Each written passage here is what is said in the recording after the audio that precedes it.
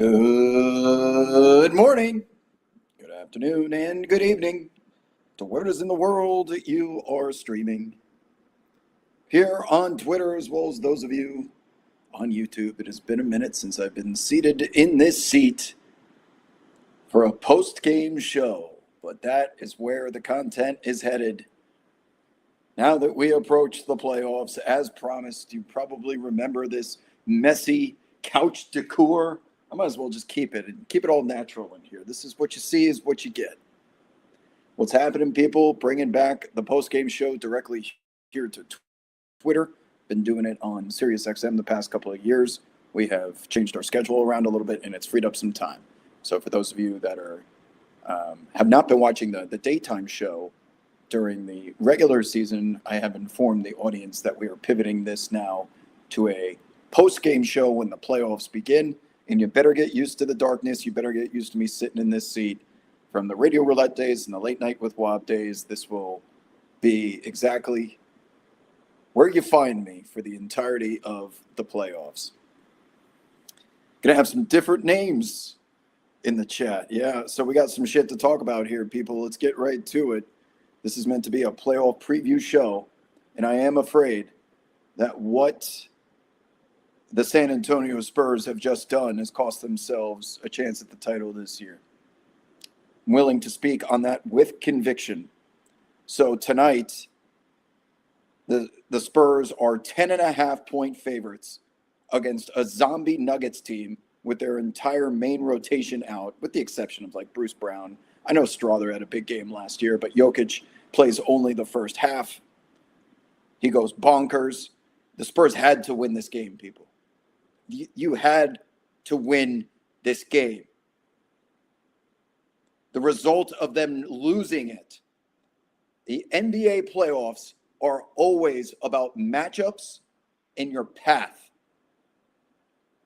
Who said Timo Radio Roulette in the chat? How dare you? I'm sitting in the same place doing the same show. Let me speak.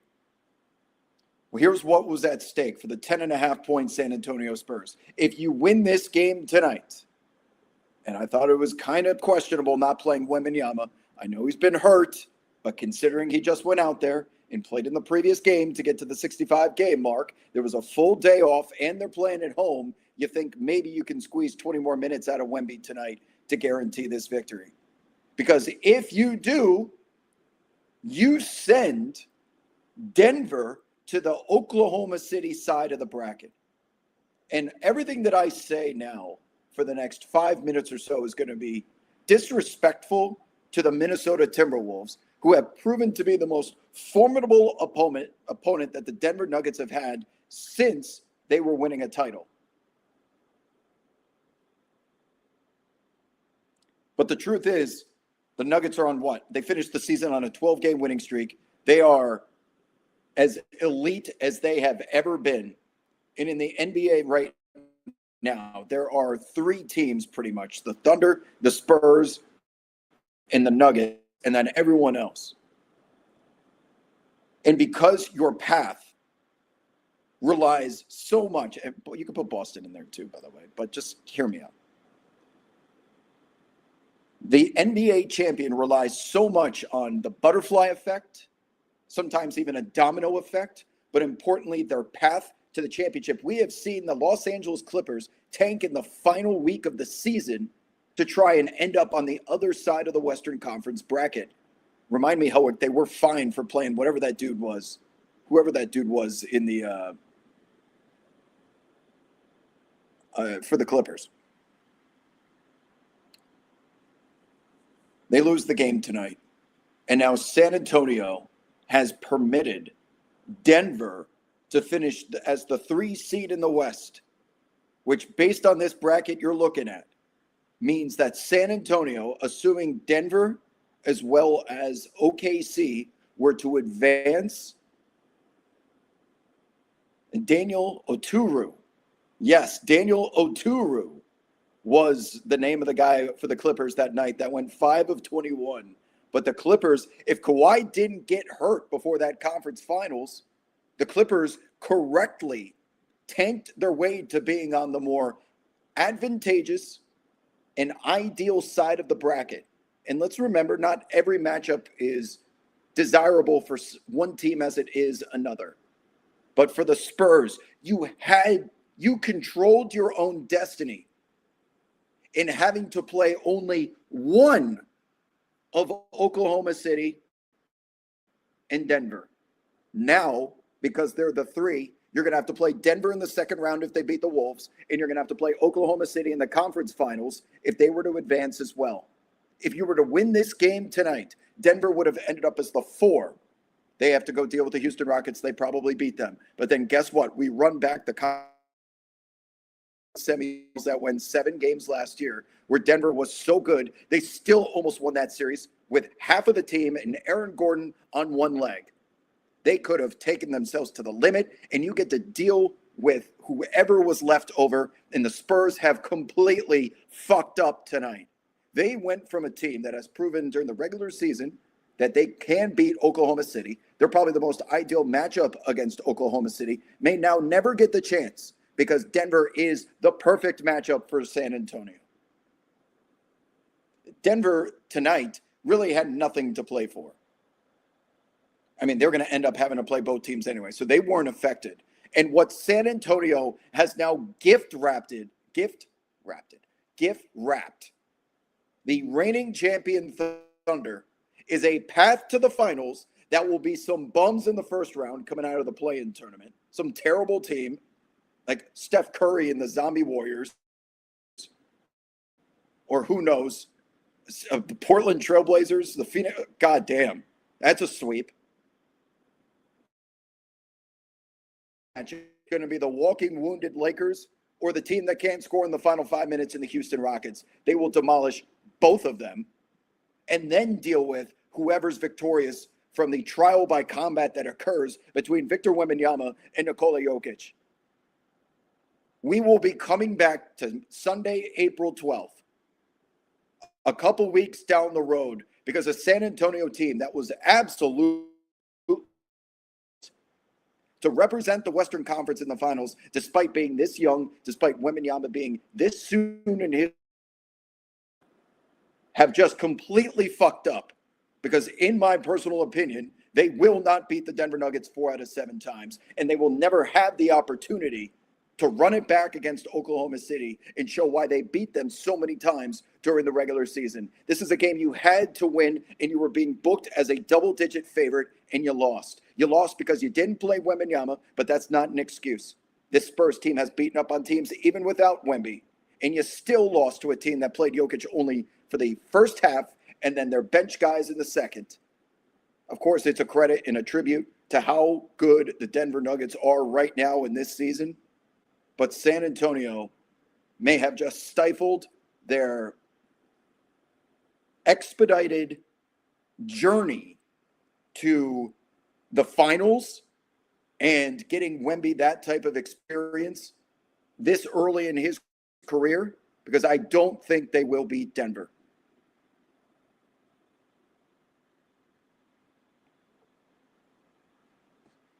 Brutal, man.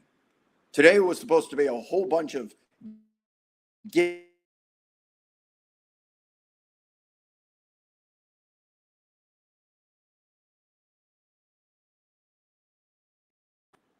what is going on with my internet? What the fuck is going on with my internet? What is going on with my internet? I'm on the right one, too.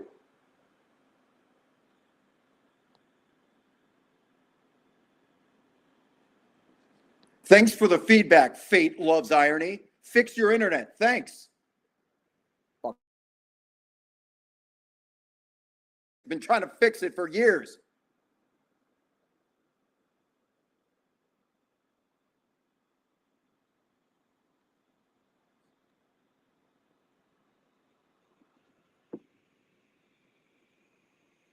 Do I need to try and switch to the other one?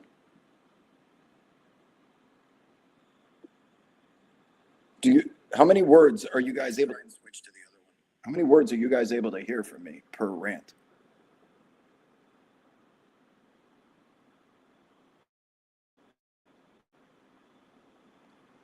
Okay, let me read the chat. What's up, chat? We're back. Yes, this is not Timu Radio Roulette. But yes, same vibes.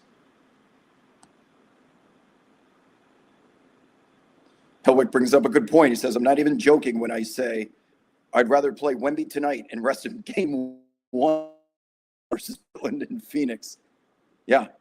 And now listen, Minnesota has been the right team to play Denver and eliminate them the past couple of years. And the game on Christmas is certainly indicative of the past experiences and what we assume to be the future ones between these two teams. So it will not be an easy first round for Denver by any means, but I'm going to assume they're favorites. They have home court and they're going to advance. And if that's the case, San Antonio is going to take care of business in the first round as well. And they could have very easily had the Timberwolves or Lakers, which significant or optimal matchup for San Antonio than Denver. Denver is in that class. Optimal matchup for San Antonio.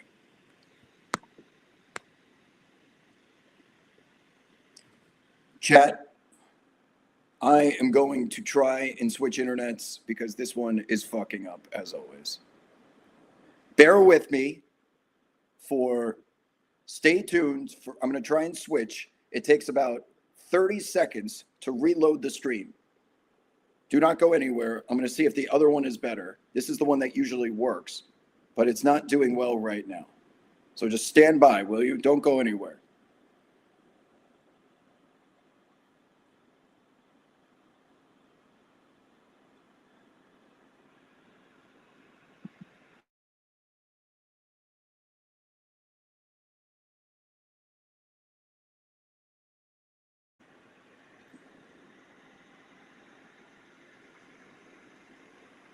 Okay, we're back. Hopefully it comes back.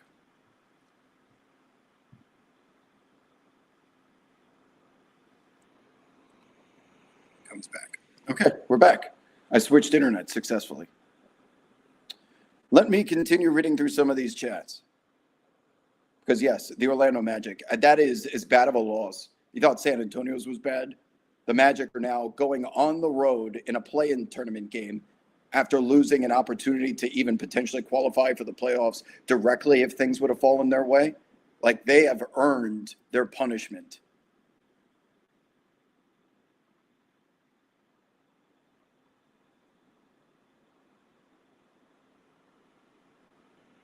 Yeezy in the chat says, I have to believe that the Nuggets are terrified to play the T-Wolves. Well, that's not true, but regardless of how inconsistent they've been this season, we know the playoffs are different for that team. I think Minnesota can do it again. Yeah, you guys, I am simply saying that if Denver were to advance, not that they will, but if they were to advance, San Antonio will have to play both Denver and Oklahoma City, and that is significant. There's always the chance they end up getting the Timberwolves in the second round, and they're willing to live with that. But they had a way tonight to guarantee they only had to play one of those two truly elite teams in the West, and I think they fucked that up.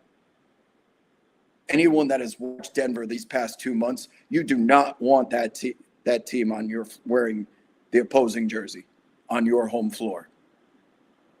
Jokic is having one of, if not the best season of his career. Jamal Murray, the chemistry and cohesion that those two have closing out games. The thing about Denver, especially now, that makes them different even during their championship run, is they have so much experience together operating as a tandem in these final 5 minutes that Denver is guaranteed almost every single time in the clutch, final 5 minutes where the score differential is 5 points or less. It doesn't even matter if the shot goes in. The results are not always in line with the process.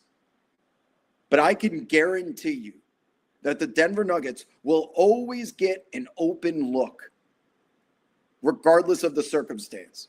The quality of looks that they get because of their ability to execute is the antithesis of what you see from a team like the Houston Rockets, where they just dribble around waiting for Kevin Durant to save their ass. Now, the Rockets have been playing better basketball as of late, but we have seen their true colors in those big moments where they need a bucket and they just can't get anyone to look besides Kevin Durant. Then he's got to start dribbling, 35 feet away from the rim, getting downhill, and he has to hit hero ball shot after hero ball shot after hero ball shot. Meanwhile, the Denver Nuggets are getting wide open in rhythm, practice gym threes for Cam Johnson, Tim Hardaway Jr., Jokic sealing guys at the elbow, getting his little floater put shot, or just Jamal Murray, general blue arrowness. They always get an optimal look.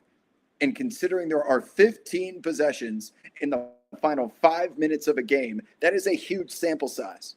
And you will see some nasty Kevin Durant like ISO hero ball moment where like, God damn, that guy's so good. Like, God bless that we have a star of this quality on our team. Yeah, that shit feels automatic. But I think you're talking about the Nuggets. But it sure feels automatic for Kevin Durant until it doesn't, because he's not out there hitting those shots 15 out of 15 times. He can hit a couple. Meanwhile, the Nuggets and the Thunder, they get layups and open shots and free throws.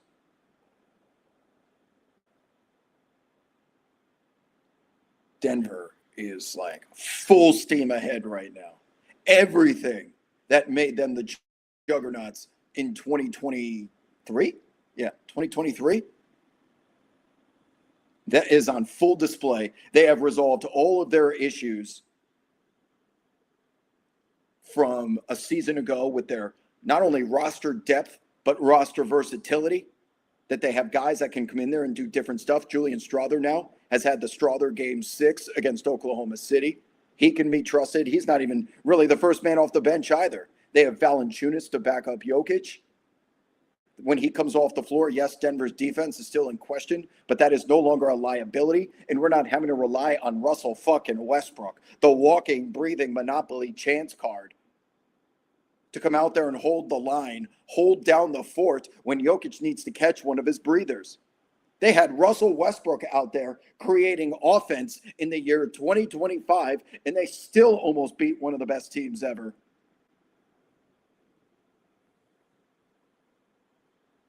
Now, man, it is something different.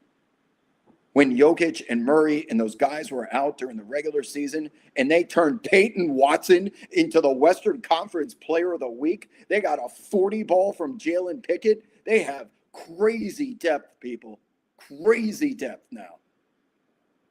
Peyton Watson's still been hurt. We haven't seen him perform like that in a while, but they can tap into that in the event they face the adversity of injuries, foul trouble, suspensions. Jokic has something wrong with him. They have so many fucking options, and they execute. They just won these 2 games at the end of the season without any of their important guys. And they were going up against teams. San Antonio still had everyone but Wembanyama out there. Why would you ever want to face Denver if you can choose, if you control your own destiny to choose differently? This is a long-winded way of me getting to the point that San Antonio has fucked up royally tonight. And when we get to their second round matchup, because they'll take care of business in the first, but when we get to their second round matchup, after Denver squeaks one out against the Timberwolves, their old adversary, we're going to be coming back to this stream after they lose a game 6, maybe even a game 7, similar to what we saw in that Amazon Prime matinee last Saturday. Every game is going to look like that, where San Antonio looks worthy the same way that Oklahoma City looked worthy against the Dallas Mavericks. But they didn't have the bodies. There was that one unchecked box with the Thunder on why, as a 1 seed, they lost to the Mavericks that year. They solved that. They went and got Hartenstein, and then they won a title. But the unchecked box this year isn't in regards to personnel. It was controlling your own destiny with a matchup. And we have seen how Jokic, Murray, and the Nuggets in that game specifically against the San Antonio Spurs during the Amazon Prime game, not tonight's, and how There are simply too many possessions in the clutch to ever think that you have an advantage over that tandem in Jokic and Murray. That was a maybe we're not ready moment for San Antonio, despite all the success they've had in the second half of the season. But they can beat OKC. San Antonio can absolutely beat OKC, the reigning champs. But I fear their team is not built to beat Denver specifically. You could have forced them to deal with OKC and only had to deal with the ashes after the whole thing burned down. You fucked up.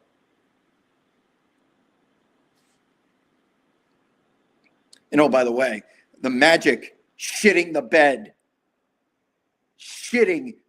today against the Celtics now puts the Hawks and the Knicks in a series when the Knicks were going to steamroll the Raptors. It was going to look like the final 15 minutes of Jurassic Park where that dumbass little raptor comes from underneath the hood and he's like, I see the little humans and now I'm going to eat you, and the T-Rex comes out of nowhere and just launches his ass back to the fucking Stone Age. That's what the Knicks were going to do with Mitchell Robinson and Karl-Anthony Towns to that weak-ass front line.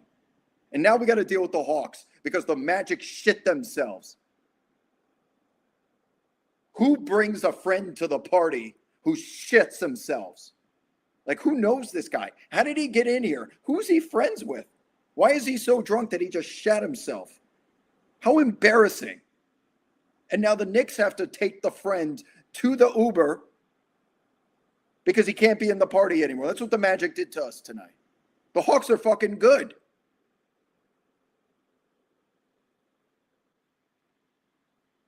The Hawks are really fucking good. They have 3 legitimate closers with Nickeil Alexander-Walker ascending to be most improved player. We have seen what he's done in the final weeks of the season, taking over from an individual creativity standpoint. It looked like Shai Gilgeous-Alexander out there at times.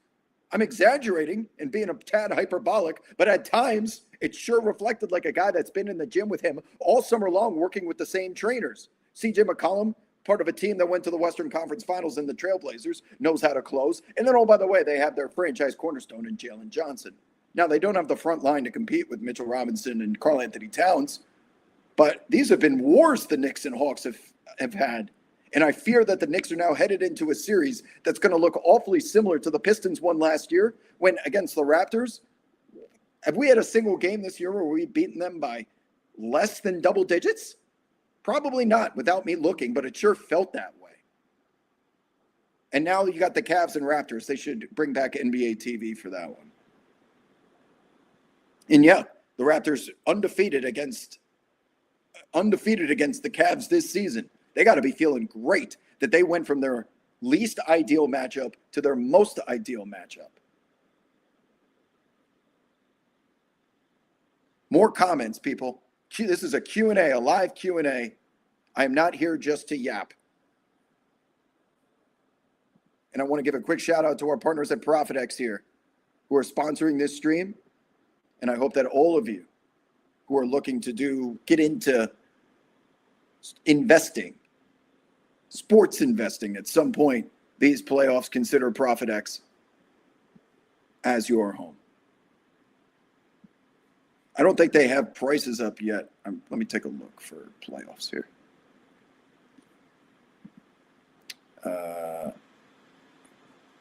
We got lines. So Magic. How on earth? The Magic are dogs in Philly. 1.5 point dogs to Philly. This is the saddest game I have ever seen. Magic at Sixers without Joel Embiid because of his surgery. And you got a Magic team that couldn't. I'm out of fucking superlatives for them. And then the Heat and the Hornets, wolf. Jaime Jaquez fucking killed today, by the way. Killed.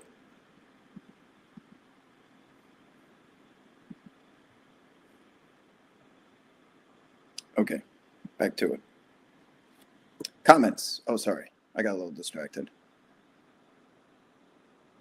As a Thunder fan, I'm loving this. The biggest winners of today, by far, are the reigning champions. Have you seen their path to the finals? And I don't want to hear, by the way, I do not want to hear that, oh, they gift wrapped the Thunder another route to the playoffs, just like last year. They always get the most. This is all San Antonio's fault. All OKC has done is win the most amount of games in the NBA. They did not manipulate the standings. They got their first overall top seed. The playoffs run through that building once again. This is on San Antonio because the Thunder are going to beat the hell out of whoever the 8th seed is. They can even load manage that fucking series. And then they play the winner of the zombie Lakers versus the team that can't score. Now, the game of the year, now that we've got to the end of the regular season, you heard from me that ring night was going to be the game of the year no matter what happens from this point forward, and I still stand on that. That double OT game between the Thunder and the Rockets was the best game of the season, and I am thinking about Rockets versus Wolves, and I'm also thinking about Wolves versus Nuggets on Christmas. There have been some awesome games, but the Thunder once upon a time did play in a true battle against the Rockets, but that is as close as the Rockets will ever get to dethroning the champs. They can't score when it matters the most.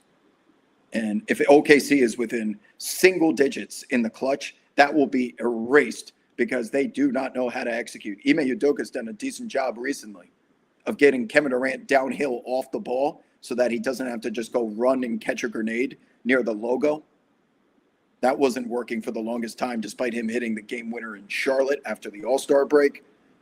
A couple of moments of Kevin Durant's brilliance, but it's not sustainable against a team like OKC. So OKC gets the gift-wrapped first-round series, gift-wrapped second-round series, and then they deal with the winner of San Antonio and Denver in the conference finals.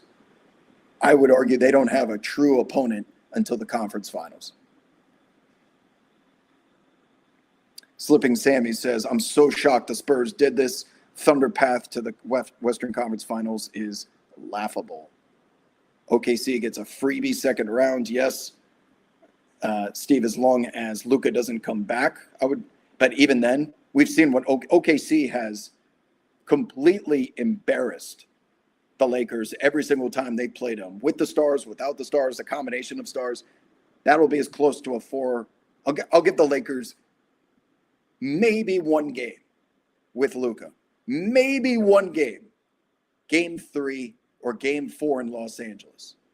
That's it. 4-1 or 4-0 OKC over the Lakers. And then the Rockets 4-0, 4-1 second round series. Kevin Durant will have stellar performances, but you guys are kidding yourself if you think Kevin Durant can do that at this age that many times against a team that is that elite defensively.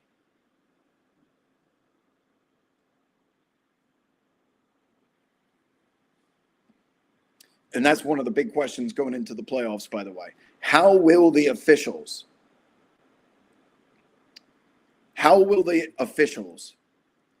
enforce physicality in these series that OKC is playing?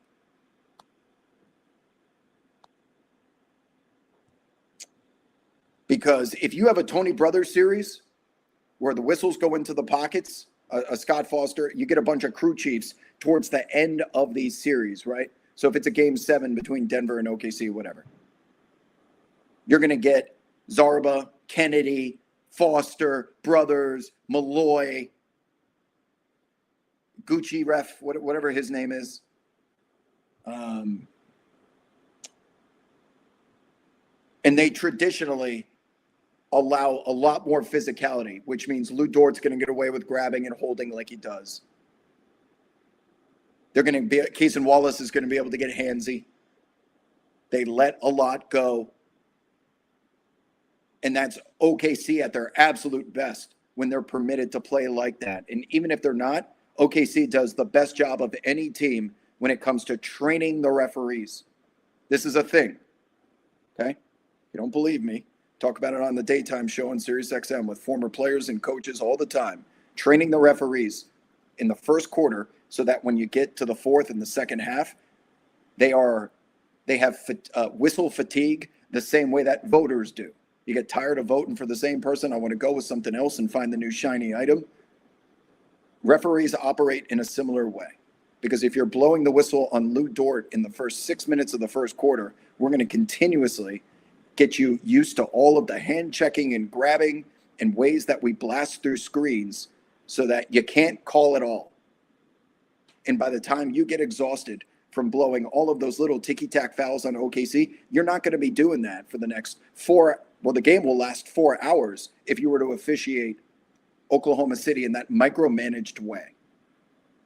And that is why you see this OKC team, especially against rosters like Houston, are able to entrench themselves. And it feels like you're watching 15 defenders on the floor concurrently.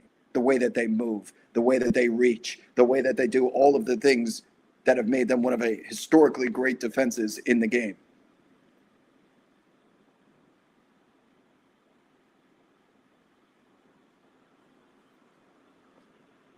Referees will matter a lot. But the further you get along in the series, the more crew chiefs you get. And the more crew chiefs you get, the more physicality is permitted. Therefore, with the path that OKC has, I think the only chance for OKC to not repeat as champions after what's transpired today is if Denver beats them in the conference finals. That is the only way OKC does not repeat.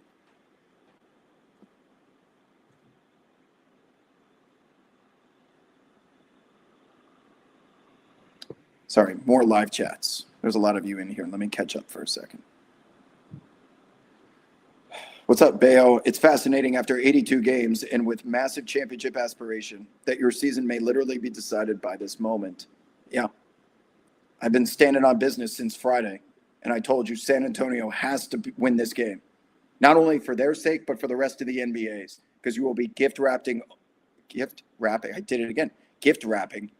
OKC a route to the championship that is as favorable as it gets, considering how stacked the Western Conference is and how they only have to face one of the two true other elites.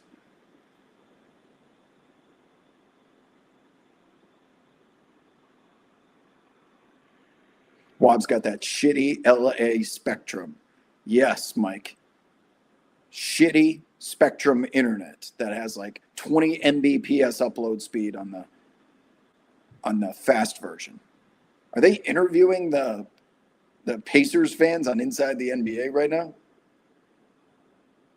Why?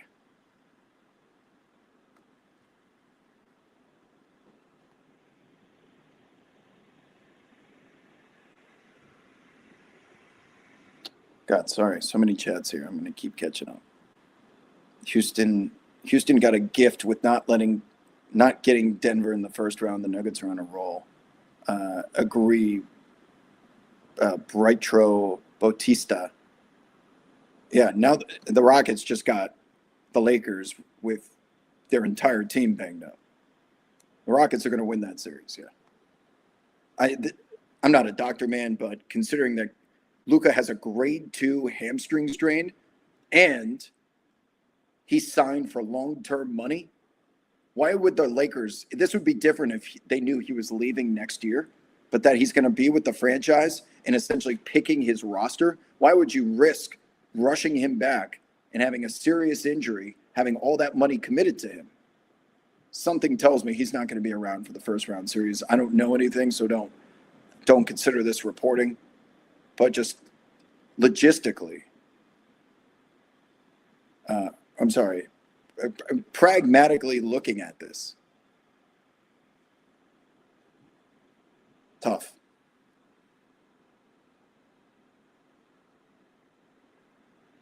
Wemby was healthy enough to play tonight. Yeah, he just played. He just played to get to the 65 game mark.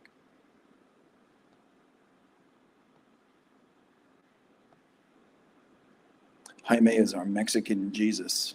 He's not going to win Sixth Man of the Year because voters don't watch games.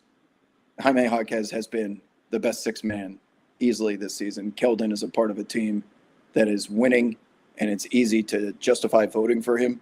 But when it comes to contributions, skill, fucking averages, analytics, whatever Jaquez is the guy. He is he is the entire Heat offense. When Bam disappears, when Hero and Powell, it's all Jaquez leading that team.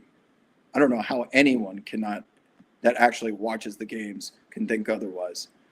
Like Keldon's good at rebounding. Keldon is a main contributor to that Spurs second unit, and he knocked down three-point shooter off of someone else's gravity. But Jaquez is a hub who's on the ball. His responsibilities are significantly different than Keldon's. How many games? Oh, there's a good question from AMC in the AMC shall know. I don't know how to pronounce your name. I'm just guessing. But thanks for the question. How many games does the Nuggets and the T-Wolves go? How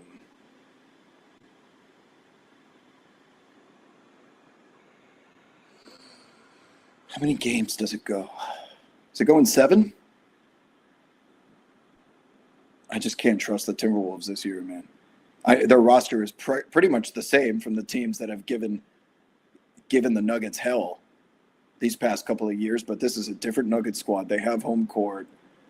I understand they went in there and won a game 7 too, but I want to say Nuggets in 5.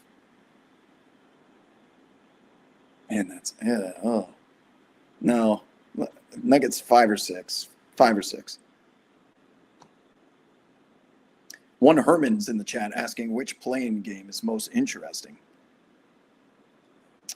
I will go with, it's got to be Clippers Warriors. It's sudden death. Losers season is over, and it's Steph versus Kawhi. I understand the Warriors are as banged up as anyone out there, but Draymond, Steph, Kawhi, sign me up for that one. And because the Warriors played the Clippers tonight here in Los Angeles in that very gym, they don't have to travel. They just get to chill and have a couple of practice days. I find that to be a huge advantage for the Warriors. Usually these teams have to now get on a plane, go to the city, and prepare for a game on Tuesday and Wednesday. But they don't have to travel. And Steph got in 29 minutes of play tonight. And they're trying to push, I think they're going to try and push his minutes to like 33 is what Anthony Slater was reporting.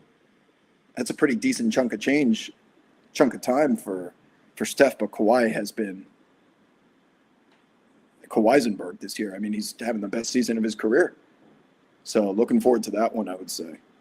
I like the games that have you lose and go home. So like Suns versus Blazers doesn't have that. I don't really care about Hornets and Heat. Sorry.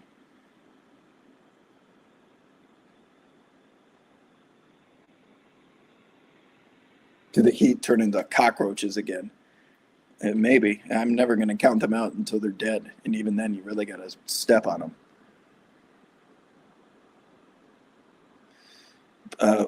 Bretro is back in here saying, my only disappointment about the playoffs is no local broadcasts for round 1.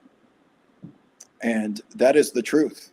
So I don't know how many of you have seen the video going around. It's got 1 million views already. Mike Breen was on MSG Network calling the Knicks game between the Hornets and the Knicks today, and he has been very vocal about this.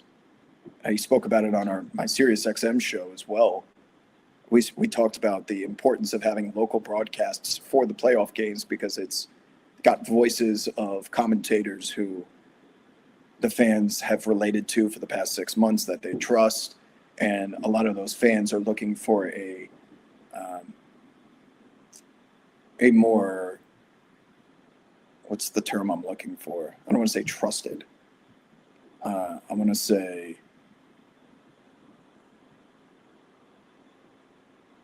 relatable broadcast for their playoff games than what the national broadcast provides.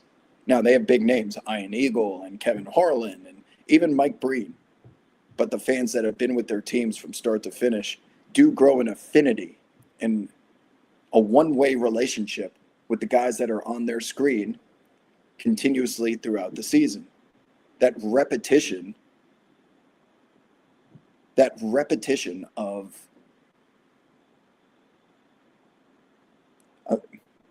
the habit of seeing those faces and those names, long story short, I think is a preference for most local fans.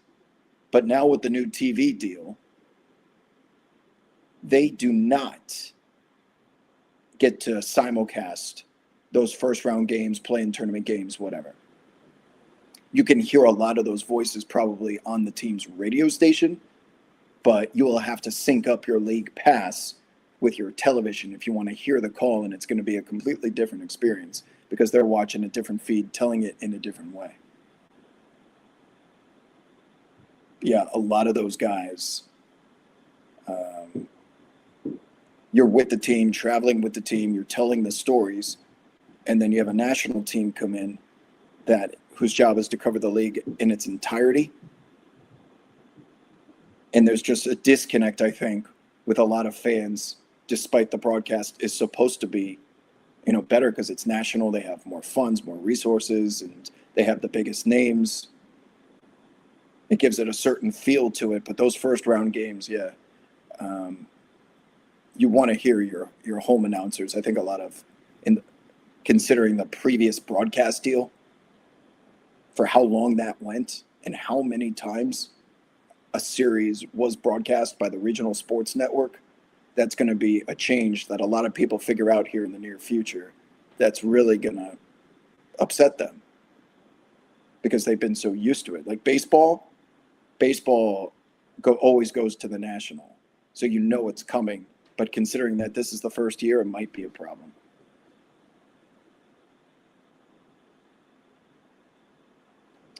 Alec is in the chat asking, if Cleveland gets eliminated, what is the reason besides the stereotypical answer of playoff Harden?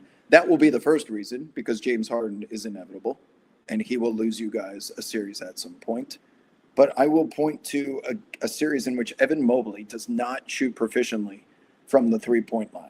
If he is not hitting some of those punished threes from the corner and he's being left open intentionally, I will look to that for being the reason why the team falls short of expectation. Because Jared Allen's going to be on the floor. We know the way that they operate. Evan Mobley's going to have to make some outside shots for you guys to beat the Celtics, Pistons, and whomever.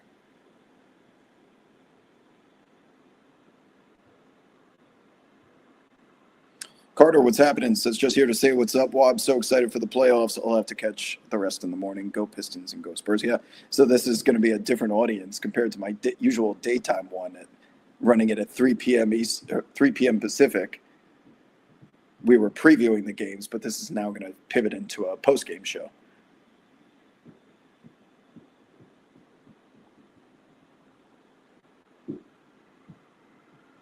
Herman asks if players had to play 82 games for awards, who's your MVP? Awesome question. So can I find a way to load? I have Club 82 done. Great question. Let's pick an MVP from the guys who played only 82 games. Love that question.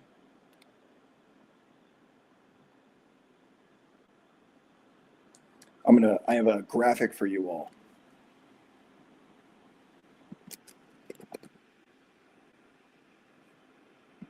Once I find it. Oh, did you guys see the Lakers versus Rockets is going to be the primetime game?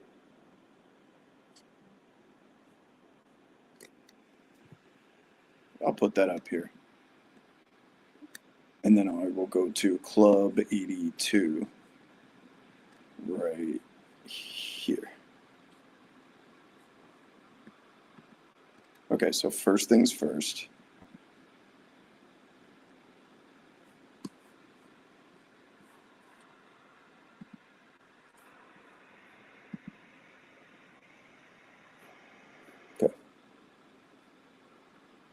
There's your times for, so Durant, LeBron gets the ABC primetime game. The old guard gets the Saturday night primetime game. Knicks and Hawks right before it.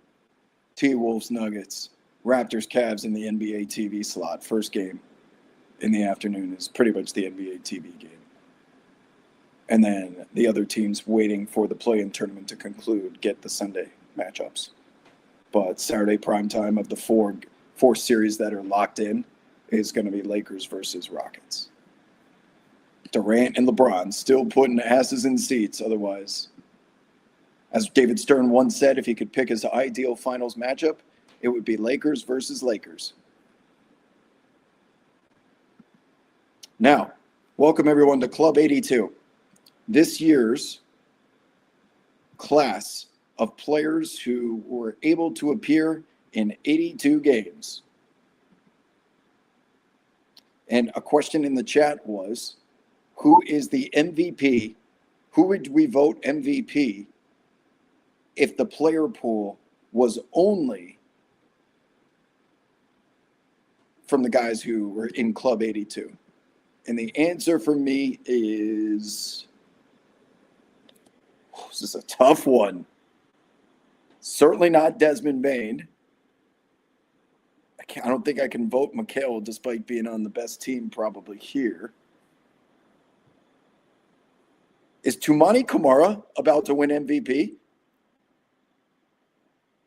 I think Toumani Camara is about to win MVP, people.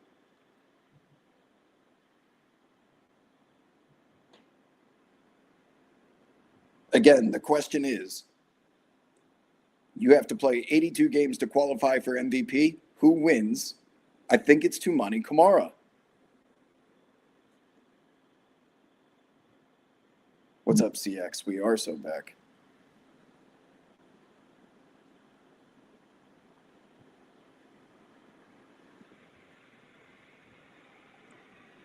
Chat says pods. No, I think it's Toumani. Jay Huff. Did Jay Huff lead the league in blocks? Or second in blocks behind Wemby? Wait, he may have led the league in blocks because Wemby was out. Yeah, it's Toumani. Hey, shout out to Bob Carrington, by the way. Him and Julian Champagnie, back-to-back, Club 82. Jesus, what was the name of composites? We called this a composite back in the fraternity days. Julian Champagnie, Bob Carrington, back-to-back years. Mikal obviously hasn't missed a game in his life.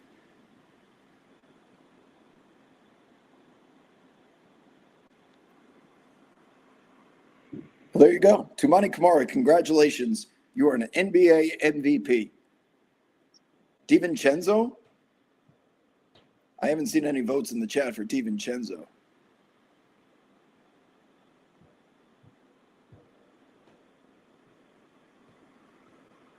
Anyway.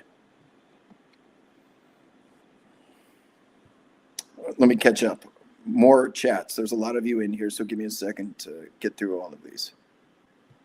Okay, this is where I was at. If the Lakers are healthy, they will push OKC. False. Lakers won't get Luka or Reeves round one unless Luka doesn't come back, forces himself to come back. Yes, agreed. You said watch them blow the Lakers out on that. Okay. Correct. The NBA playoffs are a different sport than the regular season. K Jaws is asking, why is Cavs Raptors the NBA TV series? The Cavs have been pretty good with Harden healthy. The markets, the attractiveness of the franchises, a lot of things go into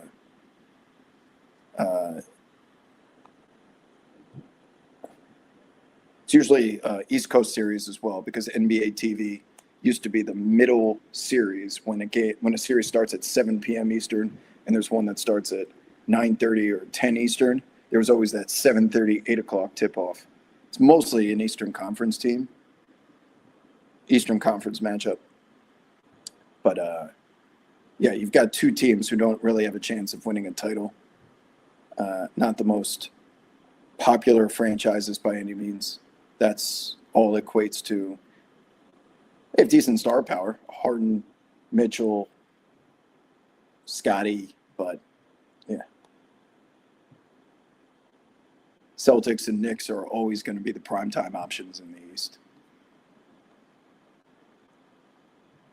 Maybe, you know what? Pistons Magic would be an NBA TV series. Pistons Magic. That would be the other one. Because Celtics versus whoever in the 7 is going to be, just because it's the Celtics.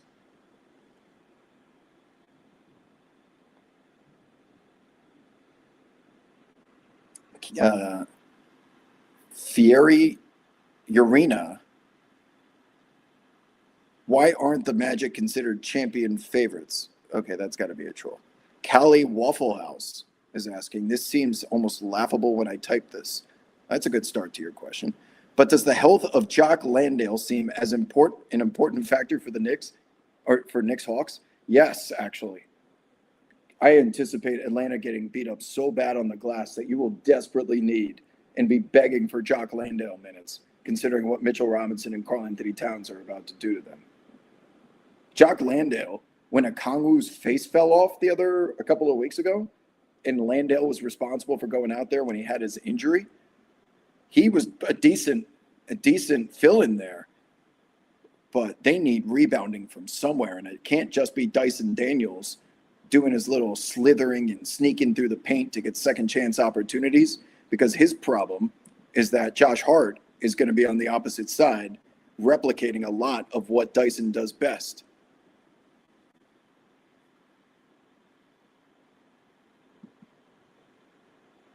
We need some ProfitX. We need some series, by the way, here. I need some series pricing. If anyone's watching this, can you get series up on the screen here, please?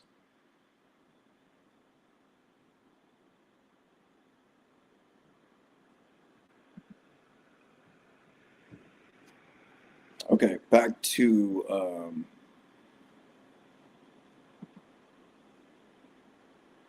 playoff picture.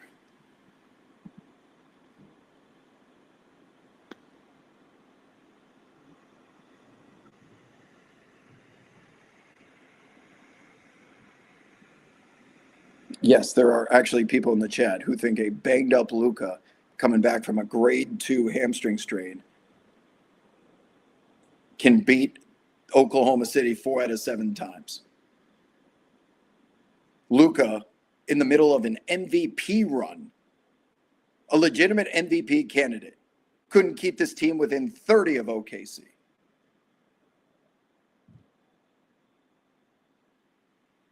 Jet is in the chat, says, good to see Wob is still doing his thing. Yeah, it's late night with Wob.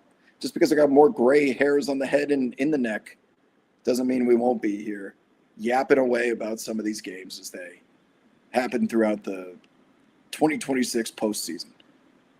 Late Night with Wob episodes date back to 2015 in Periscope, and this is pretty much what you have to look forward to, is me just taking your questions and talking about what we just witnessed as it transpires. We'll be doing it 3 times a week, people. 3 times, unless it calls for a 4th time.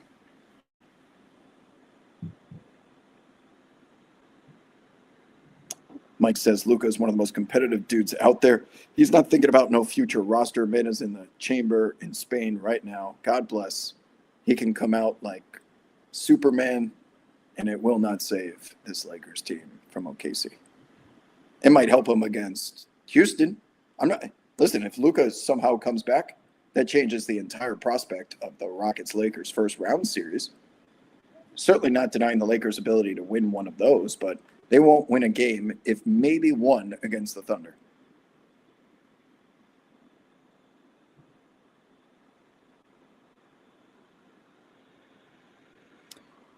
Breacho says, no local broadcast has lost money for local networks too. It was a bad move by the NBA. Well, guess what? Those local networks have gone bankrupt as FanDuel Sportsnet is dropping most of these teams in their channels, which means the NBA is now going to have ownership of regional sports networks next year, the same way that MLB does it now. Oh, good question from Tom in the chat, who says, what matchup is most ripe for an upset? Well, a numbers upset, I would say Timberwolves Nuggets, just because we know the history between these two teams, and it's a 6 versus a 3. I do think Denver will come out on top, but no, The 8 seed is not going to win in either conference. The 7 seed, let's see, Eastern Conference 7 seed will get maybe 1 win. Western Conference against the Spurs will get 0 wins. I will say the 7 seeds combined for 1 win total in 8 games. Well, 9 games, I guess.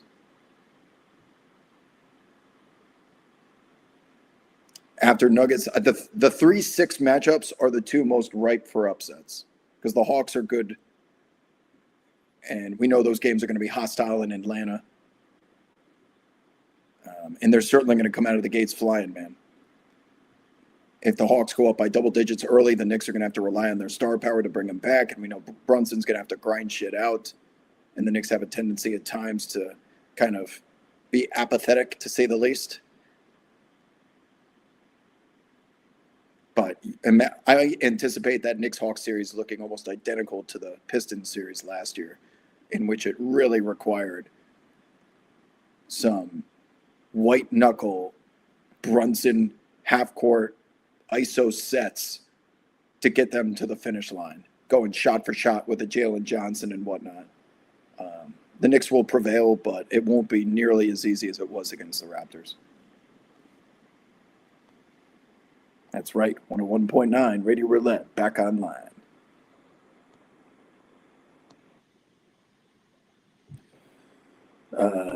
T-Fizz, I can't pronounce any of your guys' screen names. I'll call you T-Fizz. I hope the NBA learned something about how unnecessarily difficult it was to watch games this season with the amount of apps that were needed. Yeah. League Pass helps. But yeah, most of you don't have VIP League Pass, so you're going to need all those different streaming services. Yeah. Should Doc Rivers be in the Hall of Fame? Good question. Tobin, wow. How long are we going to hold on to that 2008 Celtics championship? Should Doc Rivers be in the Hall of Fame? He's probably going to get in, but I'm not. I have to think about it. Trendsetter says, who would win the championship if each team eliminated their top 3 players? Certainly not the Lakers. Top 3 players. I think it would either be OKC, Boston, or Detroit, because Detroit would lose Cade, Duran, and Asar, which means they'd have Danis, Tobias. Is it Danis or Danis? I keep hearing different things. Danis, Tobias,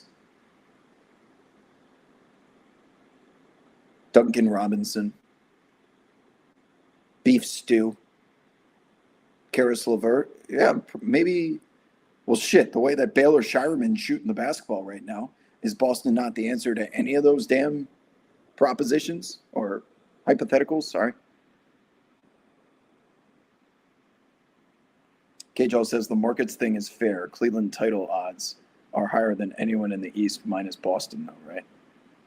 Well, the Knicks would be. I assume it goes Boston, New York, and Detroit. Give Lou his respect, Wob. He moves his feet better than anyone in the league. From Sam Leo Rob. You talk about Lou Dort? Yeah. First of all, I am not one of those NBA Twitter like Lou Dort's a dirty player because he plays hard. Give me a fucking break. He's involved in all of those altercations or moments of physicality because he is playing so hard. But he's not malicious at all with his movement. He's not moving like Draymond. He's not moving like Bill Laimbeer out there. He's trying to blast through screens. You can't even run dribble handoffs against OKC anymore because of the way that they anticipate the screen being set. They're going to draw an offensive foul every single time. And if they beat you to the spot, then you have to just completely like get out of the way. Otherwise, it's an offensive foul. So your whole rhythm and motion gets blown up. Now, number 2, if you're able to actually set the screen against OKC, and you go for the dribble handoff, they will get their hands in there every single time. Every single time. And it's 2 points the other way. You cannot run. OKC's defense on the perimeter is so elite and so deep, with Case and Wallace leading the league in deflections and steals, and Shea and Dort and Caruso. The dribble handoff set is completely eliminated when Oklahoma City's on the other side. So you better come up with some different action, which is what makes what Denver does so potent of an antidote, because they don't run that dribble handoff set when it's just traditional pick and roll. Now, they might do some dribble handoff stuff after the pick and roll is complete, but I love Denver's chances because they know exactly what they're going to, and so does the other team. They wear it like a sign around their neck that says, we're going to run a high pick and roll with Murray and Jokic. And the timing of how Cam Johnson comes off some of those pin down screens on the opposite side of the floor, he's always in the right spot at the right time, ready to shoot, and he's a knockdown shooter.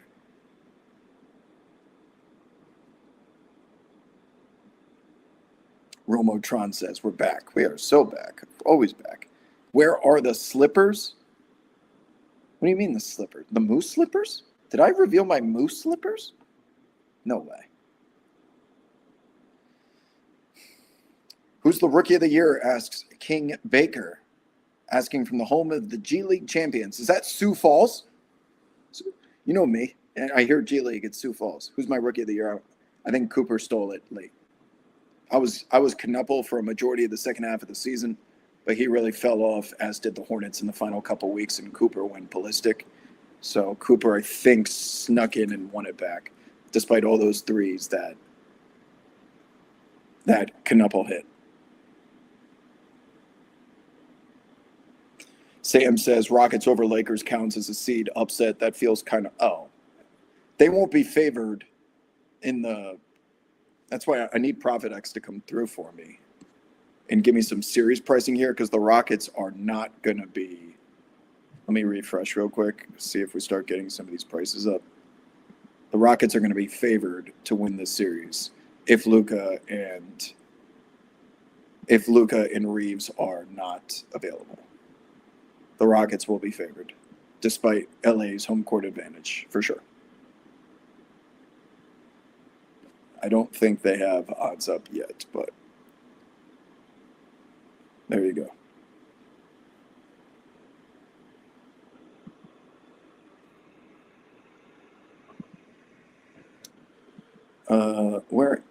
Wait, sorry. Let me get this back to the playoff picture.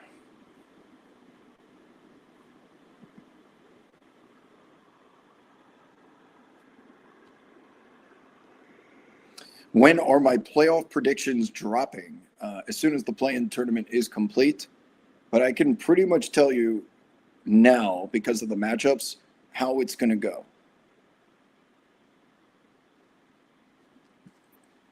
Okay. So I'm going to have the Thunder.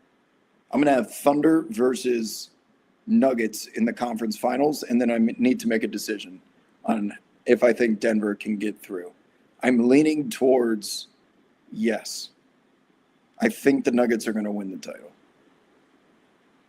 That Thunder series will be an absolute dogfight, but I'm leaning towards the Nuggets out of the West. And then in the East, let's see. Celtics, Knicks. Ugh, God, again. God, the Knicks give up so many threes too, man. The problem with the Celtics is that they, despite what happened last year, what does long shots equal, people? Long rebounds. And the Knicks are the most dominating rebounding team in the league. And a lot of their advantages get nullified by the style of the Celtics. And I just hate that every time they miss a three from like 32 feet away because Sam Hauser is trebucheting some shit over his head, that they always find a way to get those second chances, and then the Knicks have to start scrambling, and they are not good in scramble defense mode. So I'm just not sold on the Knicks completely coming out of the Eastern Conference, considering the path that the Pistons have now. Because I was leaning Knicks until the Celtics ascension lately. This is the best team that the Knicks have had since 1994. So, God, this is not easy. This used to be so easy, people, because there were only 3 teams that could win the title. Dating like a decade ago, there was only 3 teams. It was the Warriors, the Cavs, and maybe the Rockets, or like the Spurs, depending on the year. It's always the team that LeBron was on in the Eastern Conference versus the Spurs or Warriors, with the Rockets maybe some years being a candidate. It was so obvious. But I'm just kind of vamping because I don't want to answer the question. But I think I'm leaning towards, God, if the Pistons had Kobe White, it would be so much easier. Their lack of secondary scoring and shooting is killing me. Because it should be the Pistons based on their path, having the Cavs and Raptors in the first round. Like, they have a route to the conference finals that's almost as easy as the Thunder.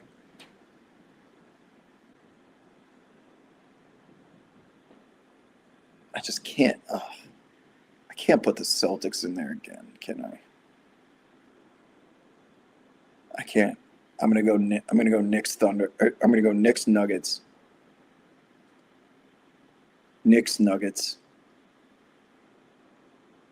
And then the Nuggets win the title. Yeah, there you go. It's gonna be Knicks Nuggets. Nuggets win the title. 2 3 seeds. You asked, I answered. That's where I stand.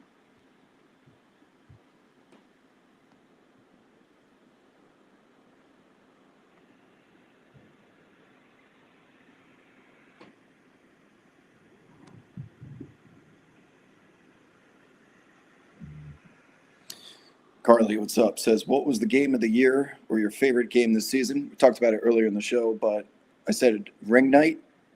There'll be no game better than this the rest of the year, and I was correct. There were some really entertaining games. We named a couple between the Wolves and the Rockets, as well as the Wolves and the Nuggets on Christmas.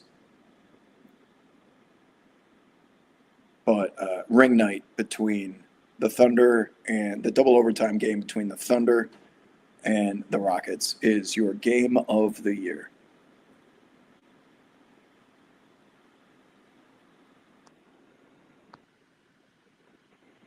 If J-Dub isn't hurt, it doesn't, yeah. That's just incorrect. Someone said the Knicks are a team that can be upset this playoffs. Their chemistry is bad. They couldn't be, the vibes could not be any better right now. That team is whole. They're healthy. They finally started getting Karl-Anthony Towns integrated early into games. He's happy again. Big win against Boston. They're rolling right now, and this is as deep compared to the Thibodeau team last year. Shamet, Clarkson, McBride, Robinson. They've got 9 reliable rotation guys. The Knicks can beat the Nuggets, but don't be fooled by the game that they played at the Garden this season, because I think Jokic and Murray were just coming back, and that game went to overtime anyway. But I value teams in the playoffs that can execute in the final 5 minutes and get open looks. And considering that they have the best player on the planet in Jokic, and they have Jamal Murray, who I would trust with my life to get me a bucket. I asked this question the other day, but I would love for the chat to give me, how many guys can you name to represent you as your champion in a trial by combat where you die if they don't get a bucket in that one-on-one possession? That one-on-one possession. Who are the guys that you would take before Jamal Murray? Kevin Durant, and this is right now, by the way. Kevin Durant, Shai Gilgeous-Alexander, Ant-Man, maybe, Steph, Luka,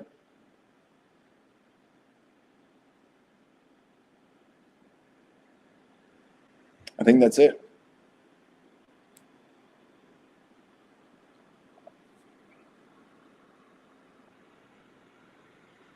I haven't forgotten about the bubble. And I thought about Brunson. I think I go Murray over Brunson.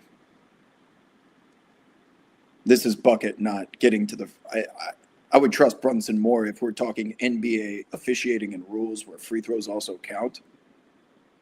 But if it's just bucket getting, all that counts as a bucket, like you call a foul in a game of pickup or one-on-one, you just check up top. You don't shoot free throws.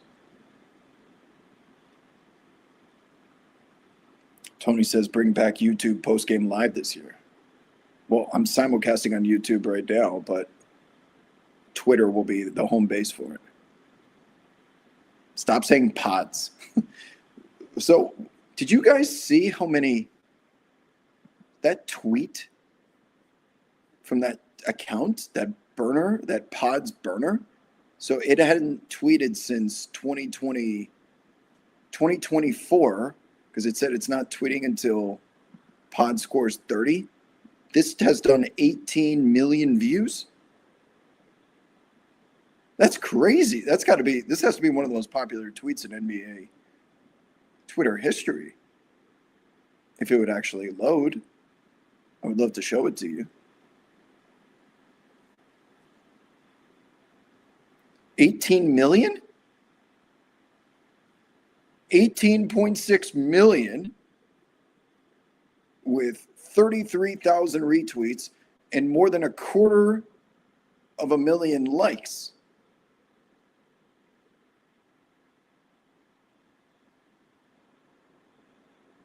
Wow. That's got to be up there. This is about as many. My biggest one was the 2021 season recap video. And okay, this is 33,000, 284,000.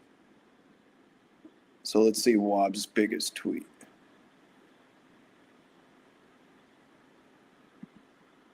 $33,284.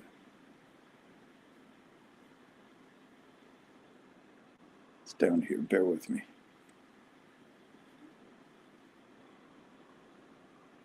There's only so many of these. Getting warmer. Here it is. Oh, wow. There's only 11. Wait, no, this one. 39,000 retweets. 124,000 likes. So yes, I have that tweet beat by 6,000 retweets, but he's got me on likes. This was the season recap after the COVID season.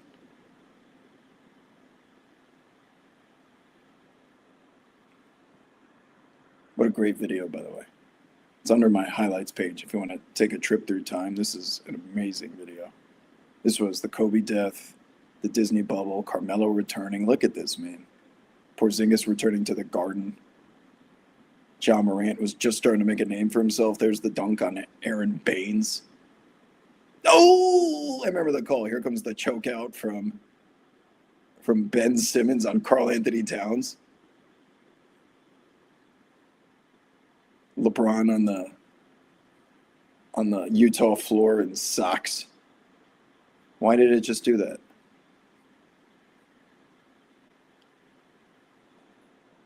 Why does nothing ever work? Well, now I want to see what else is in this video. Oh, Jamal Murray. Oh, Ballmer introducing Kawhi and Paul George. A Ben Simmons 3 out of the corner. Mitchell Robinson, of course, gave that up. Come on, man. His jersey's untucked. That's a delay of game. Oh, big dunk here. That's one of the nastiest posters. Look what Chris Boucher's face looked like. Okay, so now we fast forward to like here. Oh, wow. Too quick. Too soon. Taco Fall. Dion Waiters. Wait, we got to go back. Pat Bev versus somebody. Deion Waiters gets suspended for gummies. THC-induced gummies. Derrick Rose with the Pistons. Game winner coming up here in New Orleans. Look at that spin move, D Rose. Give it to him. Yak him. Is that Bruce Brown? Markelle Fultz return. Whee! Boy, did he have hops. This is Taco against a Pistons team that was winning. Big Taco Fall game. Oh, the holidays. Three Holiday brothers on the floor at the same time. First time ever. All right, here's just Draymond being an idiot. Whee! Oh, he's soft. He's soft talking about TJ Warren, if I'm not mistaken. He should never, ever try me again. Brandon Ingram, game winner. Oh, Zion's debut. Welcome to the NBA. And he was hitting threes in that first game. And then Kobe died.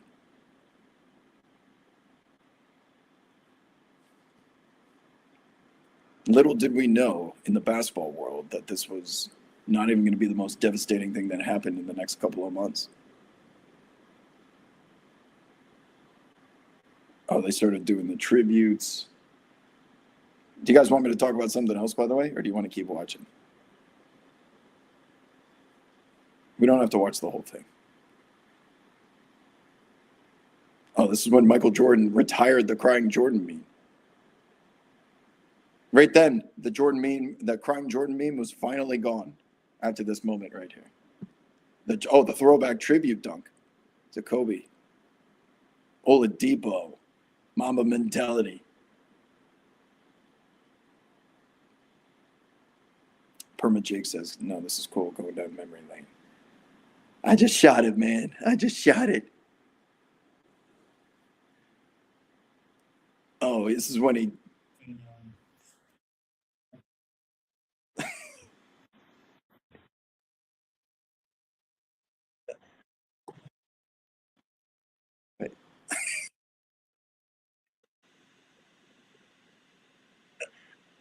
Oh, you guys can't hear it. Okay.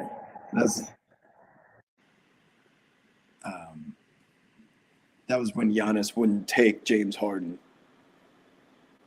This is when Dwayne Wade screwed Aaron Gordon and ruined the dunk contest forever. Little did we know the damage that this was going to do, because now no one ever wanted to compete in the dunk contest again. Right before this, that was Giannis versus Harden days, where Harden was like, man, I got to actually have skill. I can't just run around and dunk. And then Giannis wouldn't take James Harden during the All-Star game because he wanted someone who, he wasn't going to draft him because he wanted someone who could pass the ball. Oh, this was a glorious missed free throw here. What's funny is I think the Rockets ended up winning this game. JP for 3. Oh, the nastiest dunk that never counted. How do you call that an offensive foul?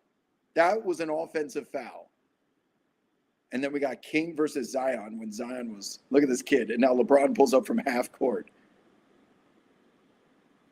And then that night, or later that night, after Kuzma puts the crown on him, Rudy Gobert. Touching the microphones. And you're about to see the PA, public address announcer in Oklahoma City, saying tonight's game is canceled. And he goes, don't worry, everyone's safe. You're all fine. Slowly move towards the exits. And someone in the crowd is going, why? Why? Right, JPZ, that Jamal Murray poster is so forgotten because they ruled it an offensive foul, the most egregious call of all time. I will never forget them taking that away. And now we're shutting down the NBA. Mark Cuban learns about it courtside. We had to watch dudes play horse against each other.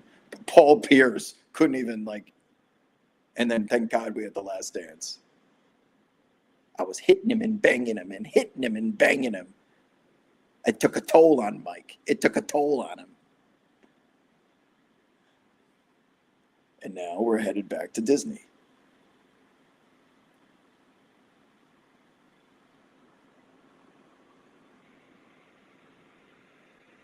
The bubble it is. Thank God for this. My God. Boy, did we need this entertainment. And oh, the food. This is going to be Ben McLemore, too, of all people. Ben McLemore and JR. Fucking yo. Velveeta. This is their meals that they got as soon as they came into the bubble. Pro athletes. Ben Simmons fishing. Now working with a professional fishing team. Oh, that was when Lou Williams left the bubble to go hang out with Jack Harlow at Magic City. We get the Zoom watching Bol the Nuggets 5 big lineup with Millsap, Plumlee, Bol, Jokic. Oh, the TJ Warren game. One of the craziest things ever, considering where his career ended up. Matisse Thybulle vlogs as well. Yep, Helwick. This is Devin Booker and Luka's real coming out parties. Oh, Dame missed both the free throws yet. Dame time. And then he just decided to start pulling from the logos. And then he's getting mad at Paul George and Patrick Beverley.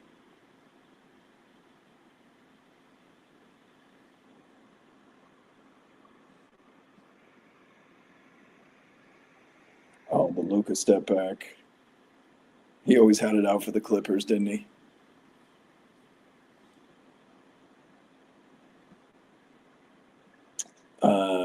Black Lives Matter protest around George Floyd, where the Bucks and Magic game got suspended. George Hill, Sterling. Is that Sterling Brown? Oh my God, the series of all series right here. I will never forget about this series, man.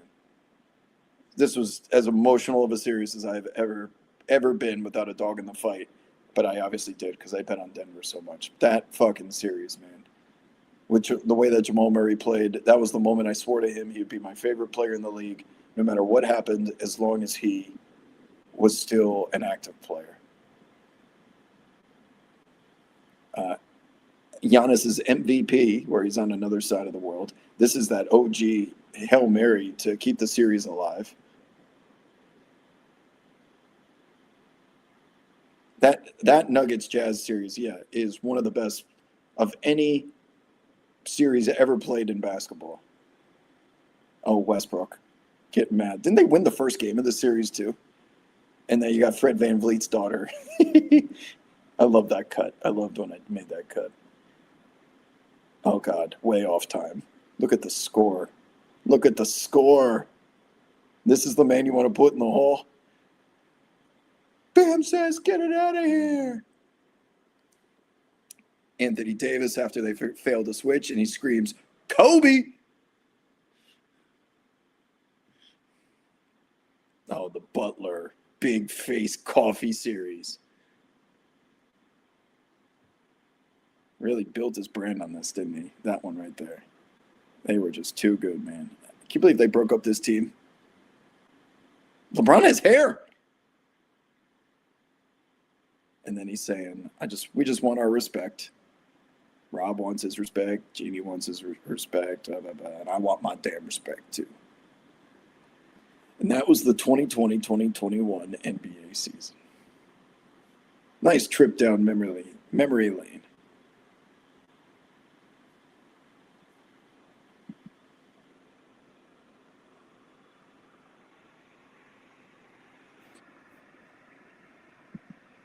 Any questions? Shit, that was an hour and a half? Hour and a half we've been on? God damn, these shows fly. Quinn Cook was left at the arena that night. Hey, can you guys come get me? I don't know how to get back. And JR was laughing at him on the bus, like, man, leave him there.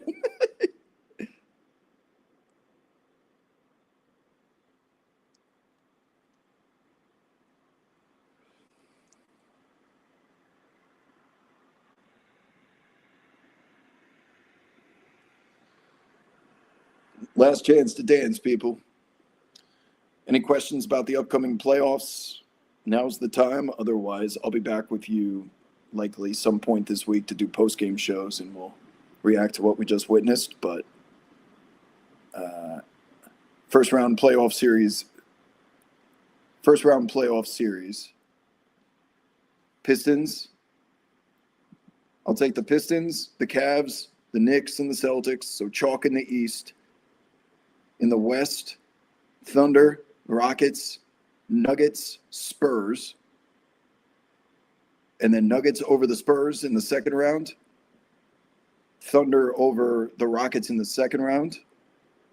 Pistons over the Cavs in the second round. Knicks over the Celtics in the second round. Knicks over Pistons in the conference finals. Nuggets over Thunder in the conference finals. And then the Nuggets over the Knicks in the NBA finals. Random stat. I'm surprised you got this before Helwick could put it in the chat. Clint Capella made his first three-pointer in the NBA ever tonight. Stat of the night, Stephen Helwick. You have been overthrown. What's up, Chase? Who am I eyeing to be the biggest X factor? In what? In the playoffs? In totality of all the teams? I will go with X factor's got to be, I'll go Mitchell Robinson. Yeah, Mitchell Robinson. Well, how about I do an East and a West? Mitchell Robinson in the East and Peyton Watson in the West. What's his health deal, by the way? What is up with Peyton? I know he's been in and out. Is he available? Because he would be the X factor if he's healthy.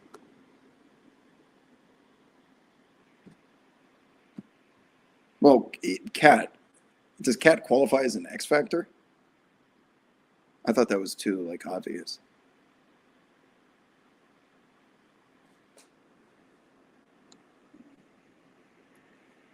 Well, considering what Peyton Watson was providing this team before he got hurt, I would think if he is given that opportunity again, he would be the Western Conference's X factor, getting the Nuggets to the finals through both San Antonio and Oklahoma City.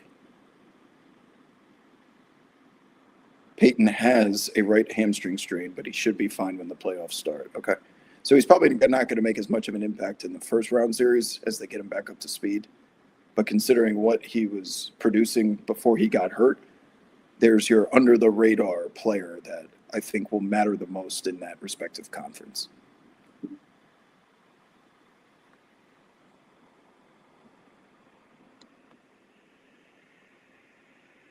Tobin says, do you think Giannis has any chance to make a postseason run again if he stays with the Bucks? No, it's over.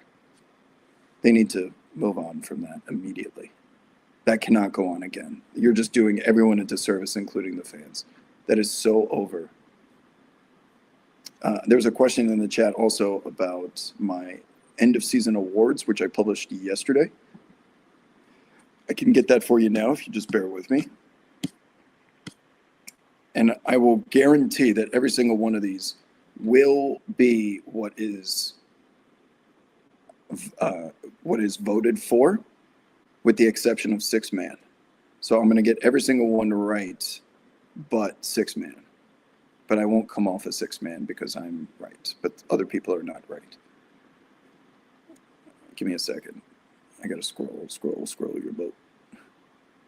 Oh, league ass. Look at that fucking league ass. Look at all that red. Jesus Christ. Oh, I'm finally 500, by the way. Shout out to ProfitX. 24, my regular season record, 24, 24, and 1 after tonight. That was an easy one. I had LeBron James's points. Jokic is under in points. I lost that one. But Jokic under rebounds, LeBron under rebounds. I went 3-1. Okay, here we go.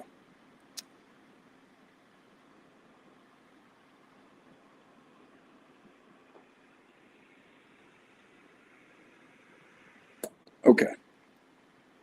Yes, the past two slates, Friday and Sunday, have been sickos only. That game between the Grizzlies and Jazz was so ridiculous that one game is going to supply enough material for sports trivia at a bar like 5 years down the road from now You can do an entire sports trivia night on that one game.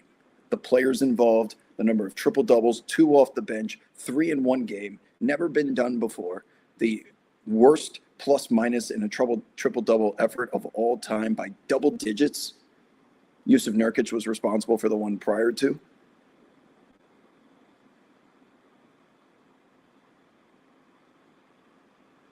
Are the Heat going to be cockroaches again? Probably not.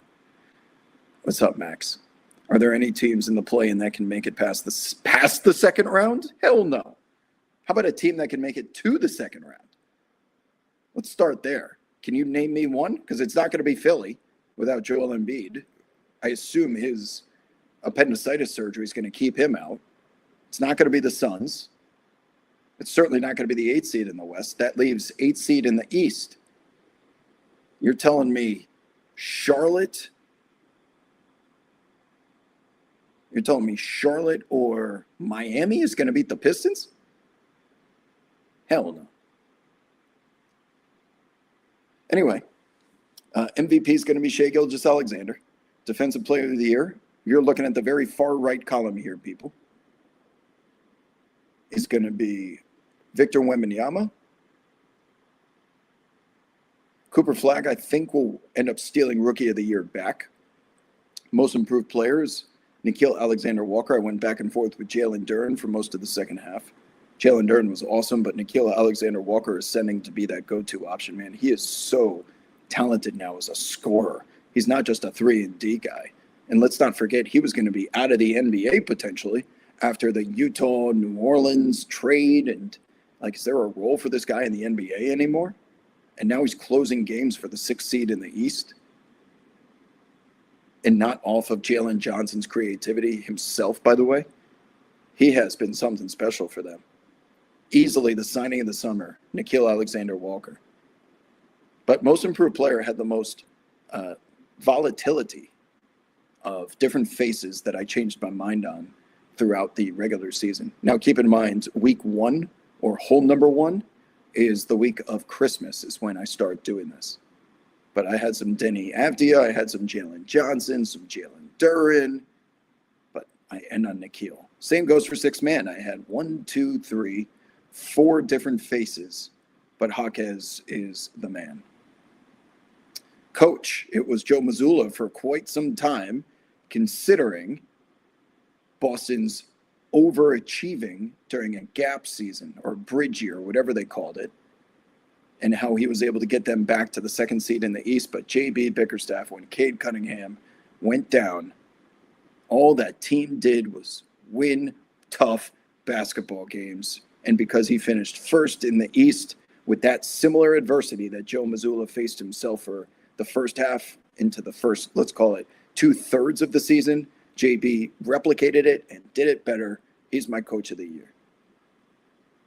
The executive bounced back and forth between Presti and Stevens, but this is where Boston gets recognized. And then clutch is pretty obvious with Shai just going completely nuclear at the end of the year. How many games did Shai win with some ridiculous fucking step back, ISO, half court? If that shot goes in against the Pistons on the Peacock game, I mean, he might win unanimously. But it was Ant-Man for a bit until he started to fall off, similar to Con Knuppel with Rookie of the Year. So I had 1, 2, we'll call JB as well. I had 3 awards that were stolen by someone else in the last couple weeks of the season.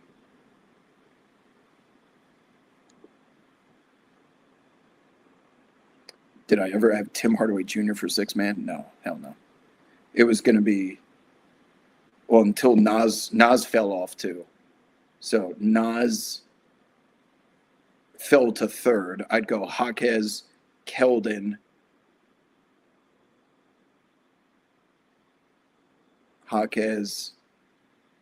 even Nickeil Alexander-Walker. I wasn't wrong. I was just early, and that was because he was behind Trae Young. Who wins downfall of the year? Good question. Downfall. Who's this year's Phoenix Suns? It's got to be the Milwaukee Bucks. who are in by far the worst situation of any franchise in the NBA. Their books are plagued by a zombie Damian Lillard contract that is going to be stretched and waived for the next 4 seasons after this. So they're already $20+ million behind all the other teams. Giannis is going to be traded this summer. Maybe you start getting back some of your draft capital. They couldn't even tank this year because they don't even own their pick. They owe it in a swap to Atlanta.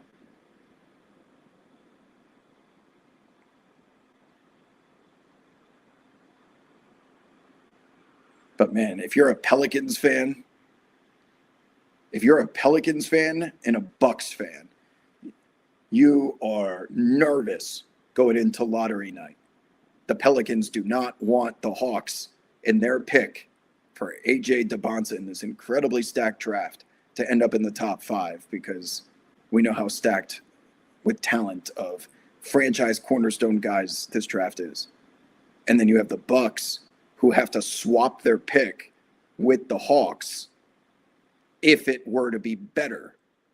So if the Bucks somehow get the number 1 pick and the Hawks pick via New Orleans is worse, they get to swap it.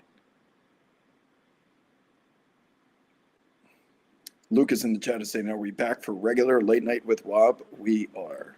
It'll be 3 times to 4 times a week, people. 3 to 4 times. And I'm only going to do it after games and nights that are worthy of it. It needs to be a banger of a West Coast game, or something crazy happens, because by the time the second game is over, most people have gone to bed if it's a blowout. So if the West Coast game is a banger, we'll be doing late nights after games.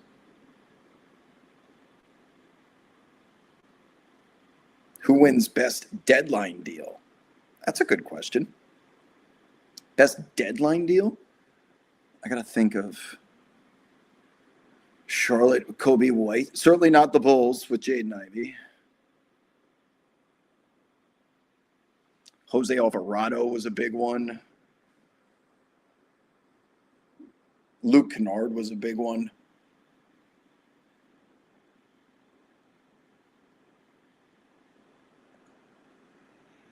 James Harden to Garland.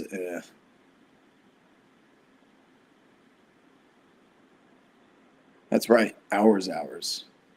Not just any hours. 101.9. Sweet Radio Roulette.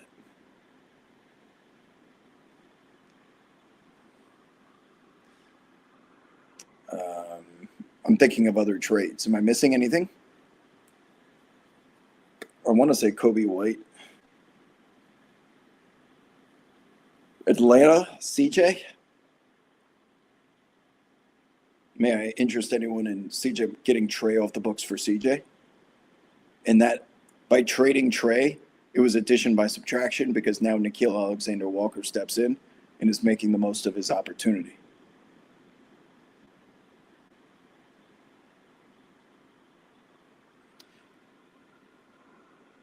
Who do I see the Bucks getting for Giannis, or how many first-round picks? I think it's going to be determined by who flames out in the playoffs this year. So there's no reason for San Antonio, Oklahoma City. Why would they ever break up what they have? But if one of them comes to the realization that we have that one unchecked box like OKC did against Dallas, and maybe we want to pull the trigger. Those two teams have the most assets to trade in San Antonio and Oklahoma City. If they were to fall short, they could easily put together a package for Giannis. Then, of course, there's the Knicks. If they were to fall short of the finals, I don't want to do it, but I could see them panicking and trading Cat for Giannis, because the contracts match up, plus some other assets alongside.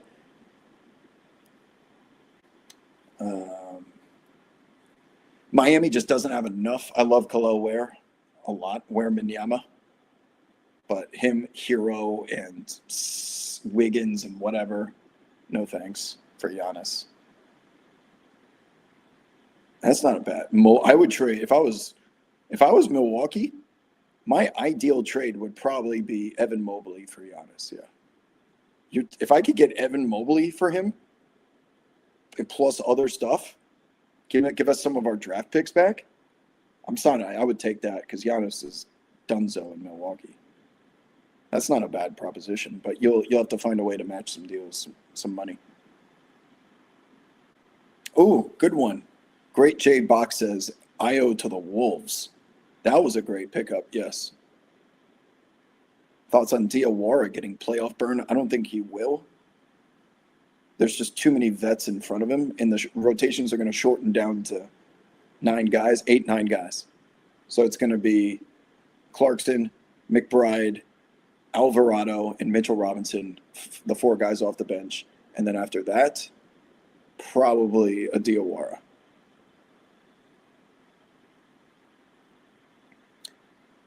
Max asks, worst league pass broadcasting team award. This one is the same every year, but I feel like I need to do gold, silver, and bronze. Gold is obvious. It's Bob Fitzgerald and Kalena in Golden State. Silver might go to Philly. Yeah. It's just the Homer broadcasts. Sacramento is probably bronze. Those are the 3 biggest Homer broadcasts. And I really want to put Eric Collins and Del Curry on there because I can't take listening to 2.5 hours of them screaming all the time. But it's the difference with Eric Collins doing national Amazon Prime games with Del Curry is so much different than a Hornets home game. He's incredibly objective and good analysis, but the score becomes like 7-2 Hornets after the most basic Miles Bridges layup. Miles Bridges! And it scores like 7-2, and it's 2 p.m. on a Saturday.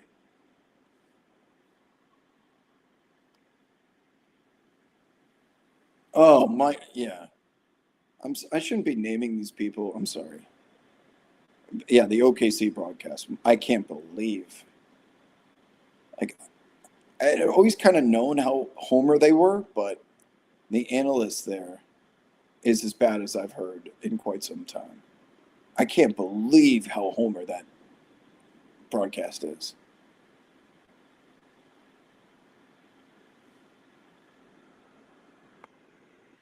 Yeah, everyone in the chat is saying OKC, OKC. Oh my God. Man, was it always that bad? Or is it just this year it's become worse because they're the champs? Holy shit. It's unlistenable.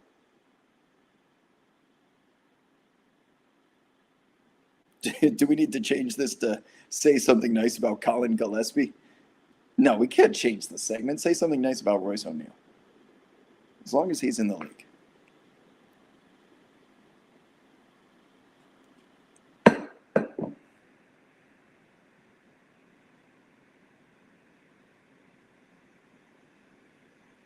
Pistons got rid of Ivy to move their pick up 7 spots, and they added Kevin Huerter. I didn't know that part. So they swapped with the Bulls?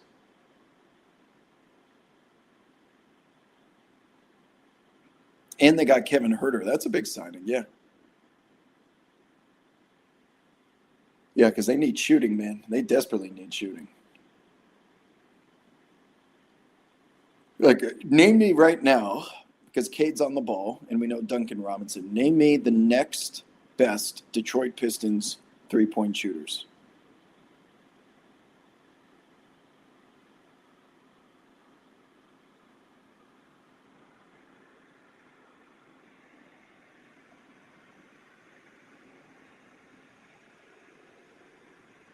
It's not Karras. It's got to be Kevin Huerter, right? Not Javonte Green, Ron Holland, Asar Thompson, Danis Jenkins. You see what I mean?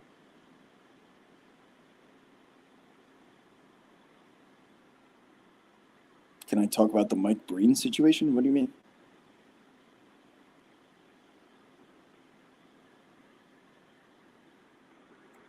What a Pro Wants award for worst ad they kept playing during the games this year.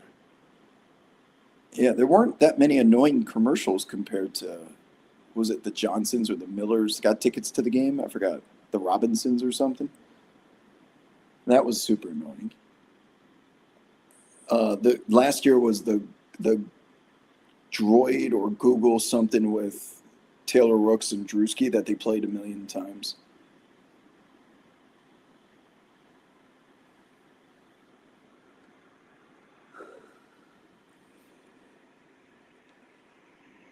Ken Ganley Kia.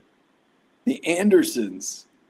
The Andersons got tickets to the game. Yeah, that one. Thank you, Helwick. Oh, no flex zone? Holy shit. No flex zone. No flex zone. Holy shit, that was annoying. You know about it. You know about it. Instant mute. Oh, the Pistons swapped up with the Wolves. Oh, so the Bulls had the Wolves pick. Got it. Yeah, they didn't swap into the lottery, obviously.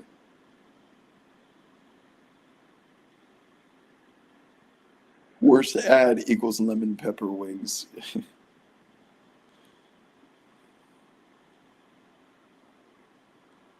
The Antonellis. Yeah, that's a throwback. How does the NBA fix All-Star weekend? Wait. Oh, the All-Star game was good. You need to ask specifically about the dunk contest. Everything else was decent this year. Will there be a 65 game rule next year? Absolutely, yes. That needs to stay. And Adam Silver will make sure it does. You have to have stars on the floor. Sorry.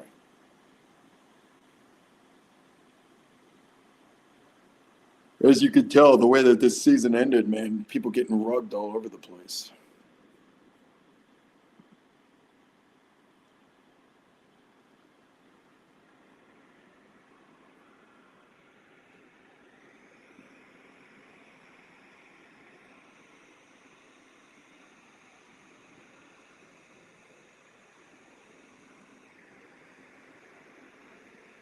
All right. Well,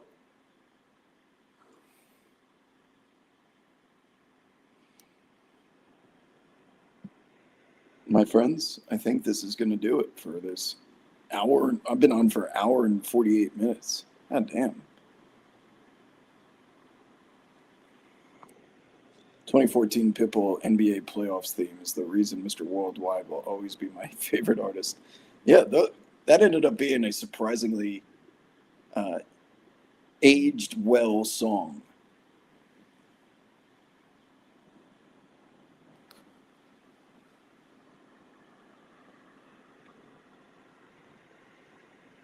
It gets only funnier over time. Playoffs. Playoffs.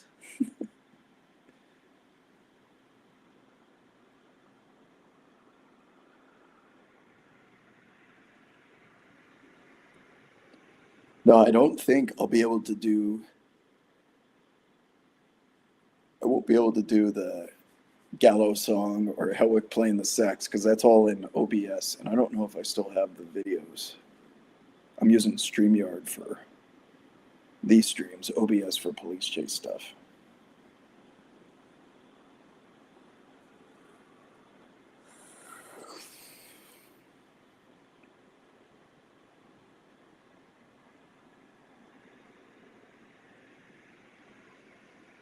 All right, Late Nights with Wob in the playoffs will be back shortly. This was just a little preview, playoff preview version of it.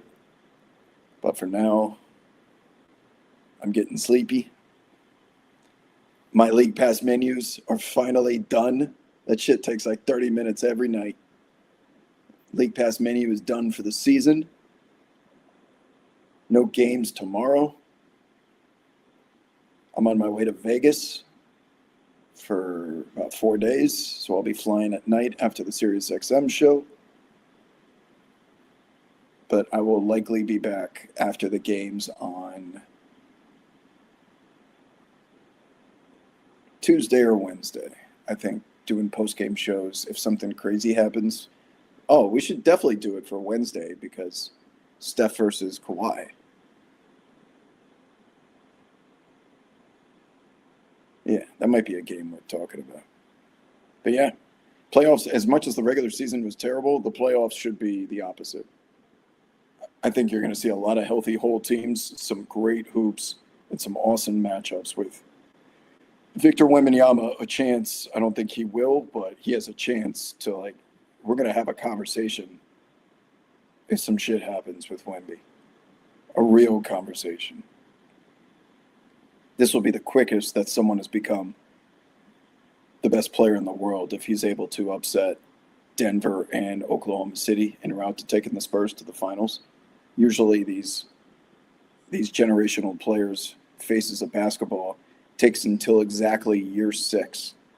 Jordan, LeBron, even a Giannis, takes 6 years, and he's just on 3. So on that note, people, I'm going to sign off. But we'll be back this week. It was a pleasure to get these going again for the late night post-game variety. And once we have actual games and stuff to react to, you know where to find me. But I certainly enjoy previewing the games. I'm previewing the playoffs, but I officially have Nuggets over Knicks as my 2026 playoff prediction final result. GG's in the chat. See you guys on the timeline. Adios.